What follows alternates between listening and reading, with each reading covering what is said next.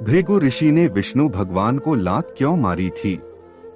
आपने ये बात तो कभी ना कभी जरूर सुनी होगी कि एक बार भृगु ऋषि ने क्रोध में आकर भगवान विष्णु जी की छाती पर लात मार दी थी। कई शास्त्रों में इस घटनाक्रम का बड़ी ही खूबसूरती के साथ वर्णन किया गया है।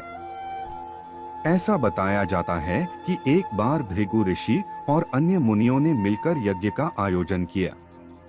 इस यज्ञ में नारद जी भी उपस्थित थे।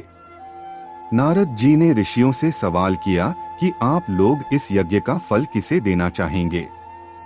इस पर ऋषियों का जवाब था कि तीनों देवों में सबसे श्रेष्ठ देव को ही इस यज्ञ का फल दिया जाएगा। लेकिन अब सबसे बड़ी समस्या यह थी कि ये कैसे पता लगाया जाए कि ब्रह्मा, विष्णु और महेश में सबसे श्रेष्ठ कौन है। इसका फैसला करने के लिए भृगु ऋषि को चुना गया।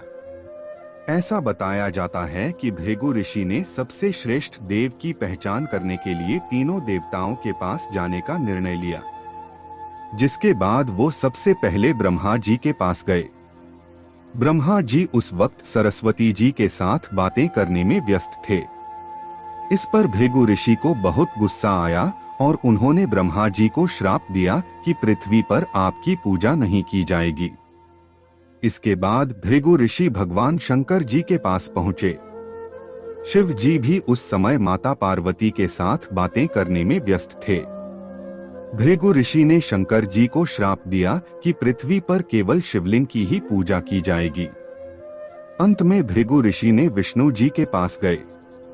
ऐसा माना जाता है कि विष्णु भी माता लक्ष्मी के साथ वार्तालाप में व्यस्त थे। इस पर गुस्से में भृगु ऋषि ने भगवान विष्णु जी की छाती पर लात मार दी, जिसके बाद भी भगवान विष्णु जी को क्रोध नहीं आया, बल्कि उन्होंने अपनी गलती के लिए क्षमा मांगी। विष्णु के ऐसा करने पर भृगु ऋषि काफी प्रसन्न हुए और उन्होंने कहा कि विष्णु जी ही सबसे श्रेष्ठ देवता माना।